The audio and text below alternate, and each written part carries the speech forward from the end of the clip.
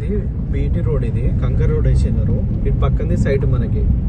Okay, మనకి ఇదంతా palm oil తోటి వేసినారు, డ్రిప్పింగ్ తోటి ఉంటుంది ప్రాపర్టీ మొత్తము.